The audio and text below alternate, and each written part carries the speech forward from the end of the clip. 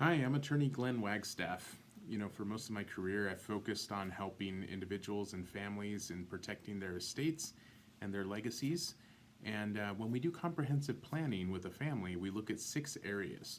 First, we look at what's known as estate planning, which is the transfer of assets from one generation to the next. We want to help you to avoid the court system, make sure that everything transfers smoothly without problems, and avoid as much family conflicts as possible. The second thing we look at is what's called incapacity planning. And they say over 70% of Americans at some point in their lives are going to need long-term care. So not just how are you going to make sure that somebody can make necessary decisions on your behalf if you become incapacitated, but also how do you plan to pay for care if you ever need long-term care. The third thing we look at is what we call business or business succession planning. And business planning is making sure that you have the right entities in place so that you're maximizing your tax savings and so that you're maximizing the protection that you have in business.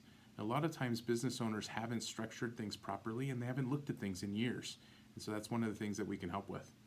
In fact, they say that over 80% of business owners are likely paying too much in taxes. And so, one of the things we look at is tax planning. When we get to tax planning, we look at income taxes, capital gains taxes if you're selling a business or a property or an asset, and estate taxes. Right now, the estate tax limits are very high. They're $12.25 million. At the end of 2025, they're going down to $5 million per person.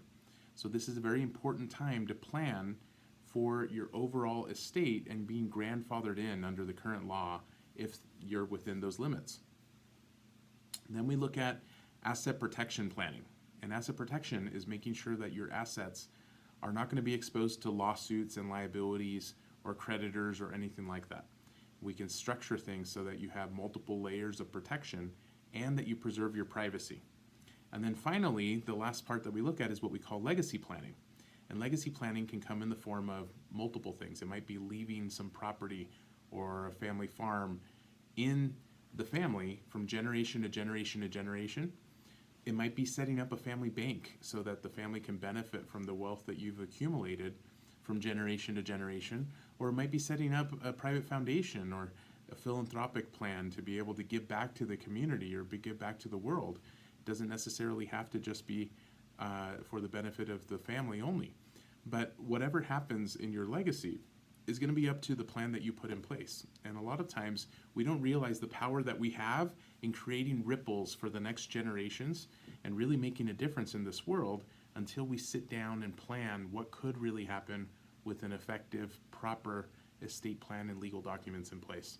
So hopefully that was valuable, and if there's any interest in sitting down and having a conversation, let us know. We'd be happy to be able to continue the conversation.